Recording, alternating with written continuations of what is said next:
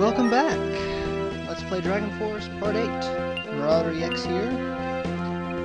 Getting ready for another onslaught in this godforsaken castle.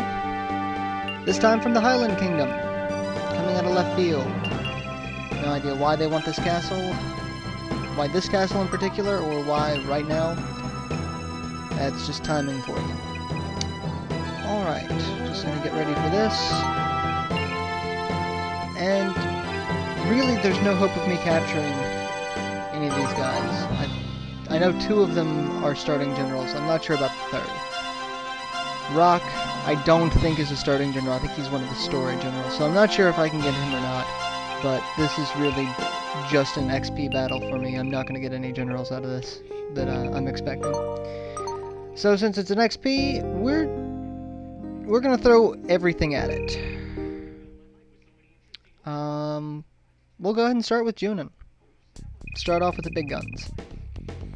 Rock is one of those generals that does not come with a starting ability.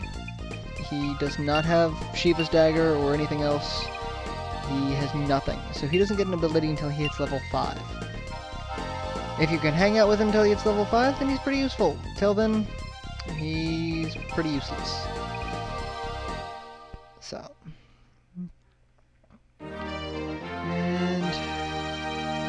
I'm not even going to bother with the first strike on this one because it's 70 versus 20.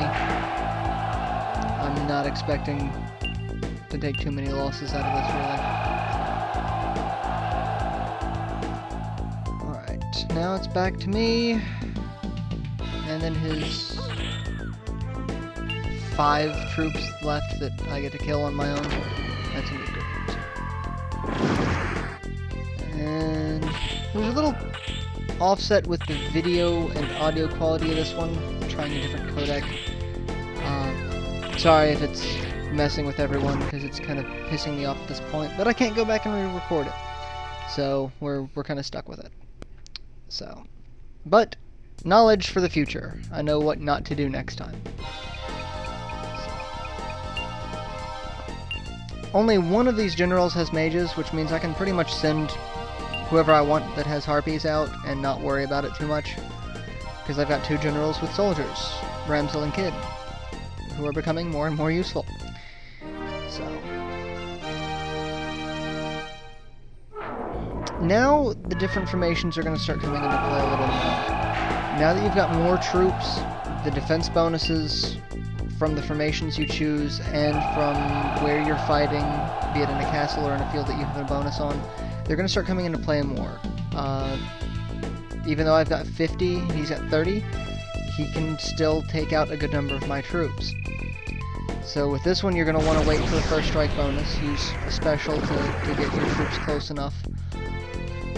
And that way it balances things out a little more. See, it didn't take nearly as many losses that time as if I just rushed them head on and let his troops get the first strike bonus. He could have taken out my entire first, probably 2 rows of troops with that formation, so. But like I said, since he's a starting general, I'm not going to capture him. He's going to retreat. And Nina is also a starting general, so she's probably going to retreat as well, if it comes to that. So, Nina is a priest. Priests are just as bad as magicians in terms of strength, but they are also just as annoying in terms of special abilities. Magic users in this game really piss me off. So, I don't remember what special ability she's got, but she can only use it once. She's only got 3 MP, so I'm not terribly worried about it. This shouldn't be too difficult of a fight for Ramsel. Disperse, advance, typical ranged defense. I'm going to come up and I'm really just going to start cutting into troops. Like, just watch these 2 in the bottom, just cut through all of them. Oh, holy crap. She's got Resurrect. Well, welcome to Resurrect 1.0. She basically brings back a number of troops Anyone who has Resurrect can bring back troops as long as they've got the MP for it. And if you use it at the very beginning of the fight when you don't have troops to bring back, it's a waste. So always wait for it to, you know, take some losses. But that means they've effectively got more troops than you can realize. So be very careful going into that, and I'm going to start paying better attention to what I'm going against per turn. Because that could have been bad if I'd sent a general with Harpies, thinking that I would just steamroller. Alright, take 4 for Pale Moon. If I don't make it this time, I'm going to say screw it, and I'm just going to go take over Highland.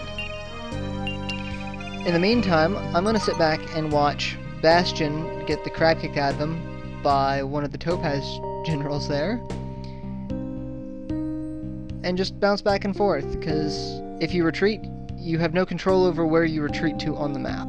So that sucks for him. He's not going to go anywhere.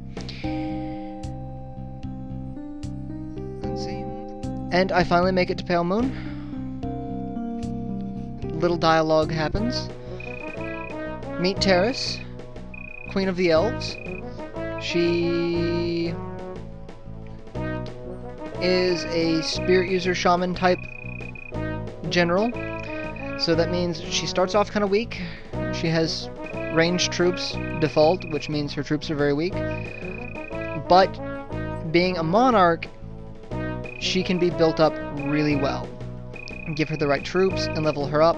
Her abilities are actually kind of devastating when you break down it. And proof of the Star Dragon crest, so she's one of us. And when I get her, I get any troop that's under her command. So any of the blue castles, which as of right now there's only one, would become black. And that happens for any of the other kingdoms. But like I said, most of the other kingdoms you have to fight, so you've got to take over all of the other castles before you can get them. Pale Moon's one of the only ones that will just instantly join you. So, I now have more generals. 5 more to be exact. I'm going to use their ridiculous number of reserves to refill my troops. And then I'm going to go after Highland, because they're pissing me off.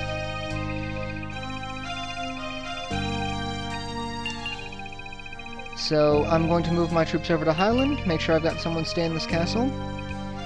And then we're just going to start moving south. We're going to go from there. And I'm going to cut the video here in just a second, after I send them out. So I will see you in the next part. Good luck all.